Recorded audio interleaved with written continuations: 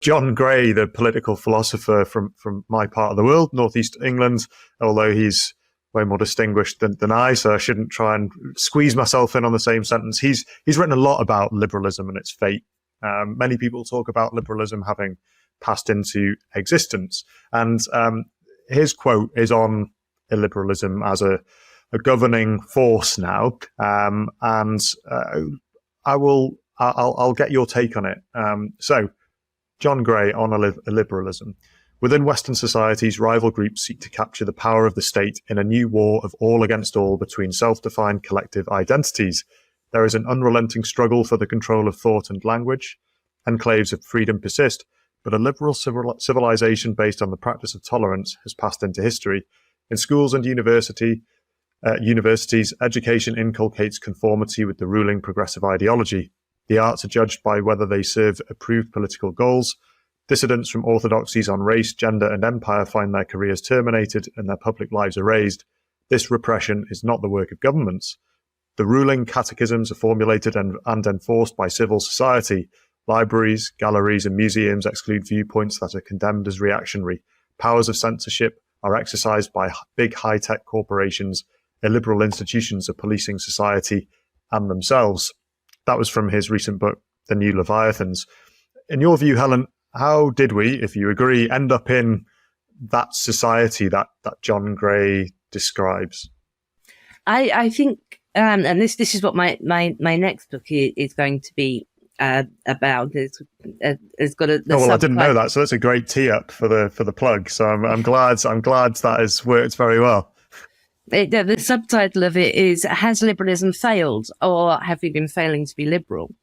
And I think that this is what it comes down to. The reason that we are always battling the rise of authoritarianisms, it is, I think, fundamentally counterintuitive to us to let other people be wrong. That's something that has emerged in liberal democracies within a modern age. It is much more common for us to appoint or have take power a dominant moral orthodoxy, and for it to say what can and can't be believed, what can and can't be said, and to penalize people doing anything different under heresy, blasphemy, apostasy, treason. And so this liberal concept of live and let live, each person has the same right to the life, liberty, pursuit of happiness, and let people believe what they want unless they are hurting you. That is something that needs to be actively defended all the time. And I think that liberal societies have got complacent about this. Too many of them see too many people. When somebody says to me liberalism has failed, and I say, so what have you been doing to preserve it? Whose right to speak have you supported who you don't agree with? If you yourself are not defending the beliefs, rights, and freedom of those you disagree with, then it's difficult for you to complain that yours are not being protected by this liberal society. People will often say, where is this liberal society? Well, you're it. Are you doing your part in it? So I will be arguing that we need to see liberalism as a responsibility as much as a right. That too many people, I think, at the moment see a liberal society as something that protects them, the individual, or their group, which they psychologically see as in the same way as an individual, and they don't see themselves as having the duty of protection as part of that liberal society. So as we have had to fight less and less for liberal rights, we've had to stand up for them less, because there has been a broad consensus on live and let live, leave people alone unless they're hurting you. We've had some of these authoritarianisms sort of creep their way in again. So with the critical social justice movement, this came in on the wave of advances in women's rights. We had the same right to access all professions, be paid the same amount, have mortgages in our own name. Homosexuality was decriminalized.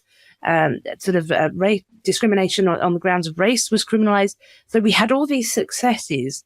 And as people then had a very reasonable need, I think, to want to keep dismantling the the ways of thinking that had allowed that to be acceptable in the first place, these critical theories have kind of snaked their way in as a way to do that. Sure, a lot of laws have changed now, but are people still racist at all? Are people still sexist? Are people still homophobic? Yes, so we need to change society as well. And the liberal approach to that would be to say, well, we carry on treating people as individuals. We carry on frowning upon racist and sexist and homophobic ideas, and we marginalize those. But the critical social justice approach, as there was less overt prejudice to address, have started really trying to dig it out of people's unconscious minds. They see it there. They assume it must be there. It can't just have gone away. And then we have this very simplistic blanket approach to trying to find the source of white supremacy, racism in this cultural soup, essentially, and dig it out of individuals to change systems, which is very neat theory, but it's not quite how reality works. But it's crept in because there was a will to continue opposing racism, sexism, and homophobia. But as soon as people started monitoring and policing speech, that is when a liberal society has to say no. This paradox of tolerance that is supposed to exist, I don't believe in that. I don't think liberalism was ever intended to be tolerant of illiberalism. You can express these views, but as soon as you start infringing on the rights of somebody else or telling them what they must think, the liberal society has to say no.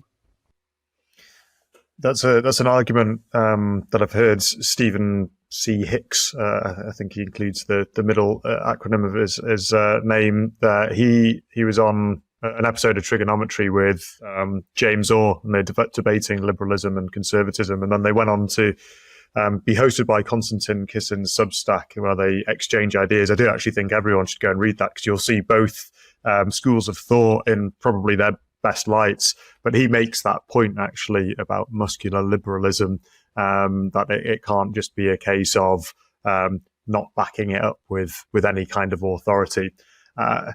You also mentioned something really interesting there, which I've now heard a couple of different guests refer to it in different ways. But as you were talking about neat theorizing that doesn't really match reality,